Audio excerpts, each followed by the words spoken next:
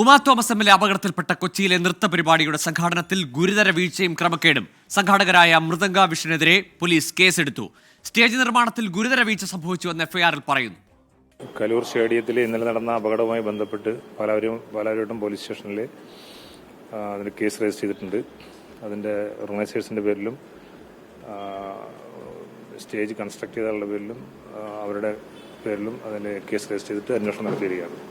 Stage അത് കൂടുതൽ അന്വേഷണം കൊണ്ടേ മനസ്സിലാവുള്ളൂ. എന്തായാലും പ്രാഥമികമായിട്ട് സ്റ്റേജ് കെട്ടുന്നതിൽ അപാകതയുള്ളതായിട്ടാണ് സംശയിക്കുന്നത്. അപ്പോൾ അതിനു വേണ്ടിയിട്ട് അതിൻ്റെ PWD എഞ്ചിനീയേഴ്സിനെ കൊണ്ട് ഈ കെട്ടിയിട്ടുള്ള സ്റ്റേജ് പരിശോധിപ്പിച്ച് അതിലുള്ള അപാകത മനസ്സിലാക്കിയതിനു ശേഷം ബാക്കി നടപടികൾ സ്വീകരിക്കുന്നതായിരിക്കും.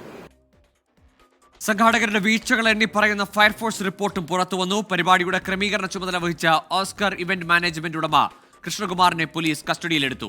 നൃത്തം സംഘടിപ്പിച്ച മൃദംഗ വിഷൻ CEO നിഖോഷ് കുമാർ മുൻകൂർ ജാമ്യം തേടി ഹൈക്കോടതിയെ സമീപിച്ചിട്ടുണ്ട്. വിവരങ്ങളുമായി YS അഭിനന്ദ് ചേരുന്നുണ്ട്. അഭിനന്ദ്, ഇന്നലെ ഈ അപകടമുണ്ടായ ഘട്ടത്തിൽ തന്നെ ഉയർന്ന ചോദ്യങ്ങൾ, അതിനുള്ള ഉത്തരം വരികയാണ്. അനാസ്ഥ തന്നെ ഉറപ്പിക്കുകയാണ്. ഈ പല കാര്യങ്ങളിലും ഇത്ര വലിയൊരു ആൾക്കൂട്ടം പ്രതീക്ഷിച്ച, ഇത്രയേറെ ആളുകൾ ഇൻവോൾവ് ചെയ്യുന്ന ഒരു പ്രോഗ്രാമിൽ അതിന് വേണ്ട തരത്തിലുള്ള ഒരു മുന്നൊരുക്കം, ക്രമീകരണം, സുരക്ഷ ഒന്നും ഉണ്ടായില്ല എന്ന് ഇപ്പോൾ ആണയിട്ട് പറയുകയാണ് സത്യം പറഞ്ഞാൽ ഈ ഏജൻസികൾ.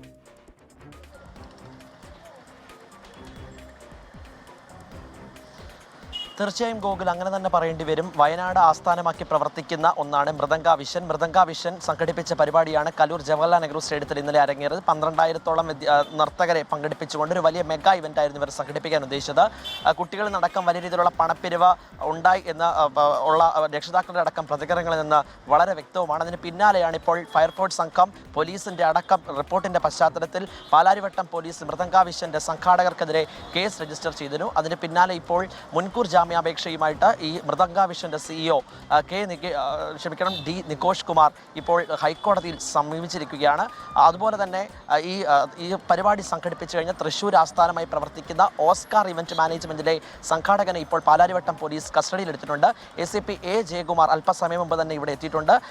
അദ്ദേഹത്തിന്റെ നേതൃത്വത്തിലുള്ള ചോദ്യം ചെയ്യൽ ഇപ്പോൾ കസ്റ്റഡിയിൽ തുടർന്നുകൊണ്ടിരിക്കുകയാണ്. പാലാരിവട്ടം പോലീസ് സ്റ്റേഷൻ തൊട്ട് മുന്നിൽ ഇപ്പോൾ ആണ് നമ്മളുള്ളത്. അവിടെയാണ് ഇപ്പോൾ ACP A ജയകുമാർ നേതൃത്വത്തിലുള്ള സംഘം ഈ ഓസ്കാർ ഇവന്റ് മാനേജ്മെന്റിന്റെ സംഘാടകനായിട്ടുള്ള K കൃഷ്ണകുമാറിനെ ചോദ്യം ചെയ്തുകൊണ്ടിരിക്കുന്നത്. ഗുരുതരമായ സുരക്ഷാ വീഴ്ചയാണ് ഇത്തരത്തിലേക്ക് അപകടത്തിലേക്ക് നയിച്ചതെന്നുള്ള റിപ്പോർട്ട് ഇതിനോടകം തന്നെ വന്നു.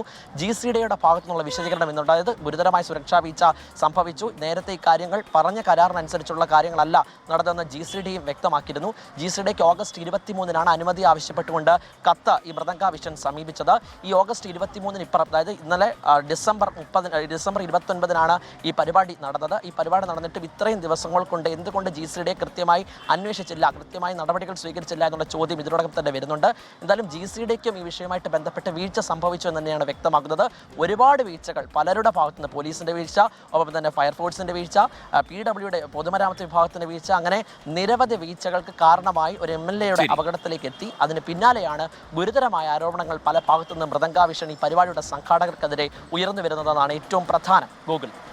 ശരി, YS അഭിനന്ദാണ് വിവരങ്ങൾ നൽകിയത്. അനുമതി നൽകുന്ന ഘട്ടത്തിൽ കാണിക്കാത്ത ജാഗ്രത, അപകടമുണ്ടായ ശേഷം കാണിച്ചിട്ട് എന്താണ് കാര്യമെന്ന ചോദ്യമാണ് വരുന്നത്.